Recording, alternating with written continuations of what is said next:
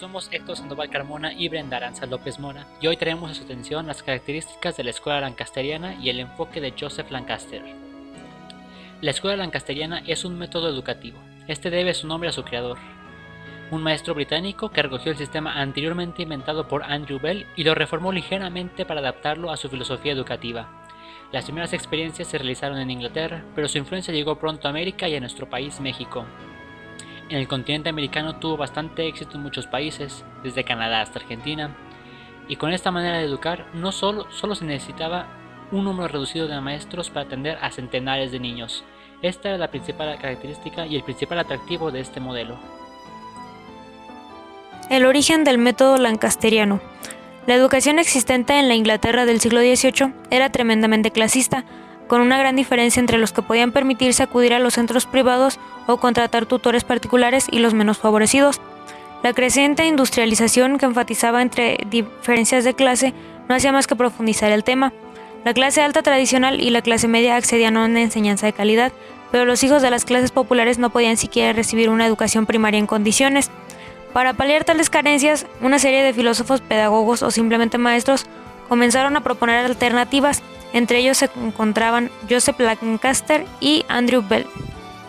Fue Andrew Bell el primero que aplicó un sistema educativo similar que luego popularizó Lancaster. Ambos comenzaron prácticamente al mismo tiempo y llegaron a tener algunas discrepancias importantes. Bell fue un escocés y tenía el grado en matemáticas y filosofía natural. Había sido ordenado ministro de la Iglesia de Inglaterra y fue destinado a la India como capellán del ejército. Allí ocupó la dirección de un asilo de huérfanos de soldados. El asilo en cuestión tenía muchos problemas económicos, los maestros apenas cobraban y la calidad de enseñanza dejaba mucho que desear. Para sobrellevar el problema, Bell empezó a usar a uno de los alumnos más avanzados para ocuparse de los más pequeños. Según relatan sus biógrafos, el escocés eligió a un pequeño de 8 años y le enseñó a escribir. Una vez que el niño aprendió, pasó a seleccionar a otro de sus compañeros.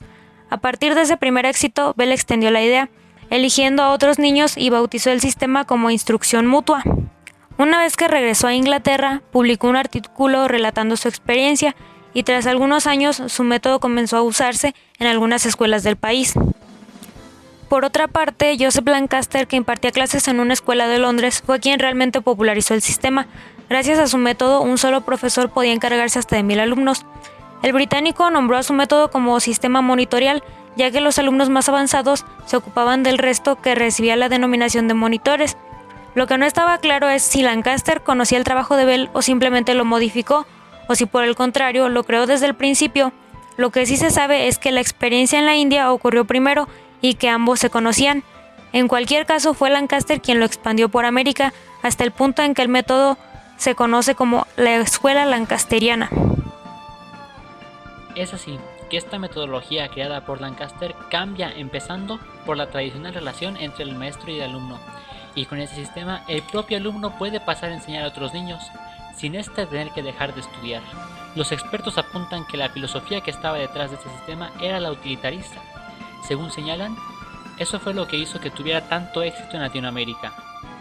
Entonces los monitores, que eran alumnos destacados que estaban enseñando a los más pequeños, recibían la supervisión de los maestros, y esto hacía que cada uno de los docentes pudiera manejar a más de 1000 alumnos. Evidentemente, esto ofrecía una gran accesibilidad con un coste muy bajo, lo que lo hacía perfecto para las poblaciones menos favorecidas. El método tenía una serie de normas muy rígidas, con un reglamento que marcaba cada paso que había que dar para enseñar a leer, a contar y a escribir. Lo más usual era utilizar carteles o figuras impresas que recordaran estos pasos. Cuando se aprendía la primera figura, se podía pasar a la segunda y así consecutivamente. A pesar de que pueda parecer que se trataba de una enseñanza muy liberalizada, lo cierto es que existían controles individuales de los conocimientos bastante estrictos. Estos eran efectuados por los monitores que evaluaban cada uno de los pasos aprendidos. Características de la escuela lancasteriana. Como se decía antes, solo era necesario un profesor para un grupo de hasta 1000 alumnos, ya que los monitores se encargaban de ir compartiendo lo que aprendían con el resto. Por otro lado, la escuela lancasteriana no llegó a triunfar más allá de la enseñanza primaria. Así solo se impartían unas pocas asignaturas, entre estas lectura, aritmética, escritura y doctrina cristiana, y en las paredes se encolgaban figuras con carteles con los pasos que había que aprender de cada una de estas materias.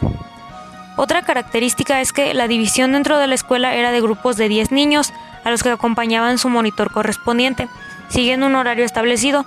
Además, existía un monitor general que se encargaba de controlar la asistencia, de mantener la disciplina o de distribuir el material. La última característica es que Lancaster no apoyaba el castigo físico. De todas maneras, los castigos que él estableció para sus escuelas también eran bastante duros, ya que podían ser reprendidos sosteniendo pesadas piedras, siendo atados o incluso siendo introducidos en jaulas.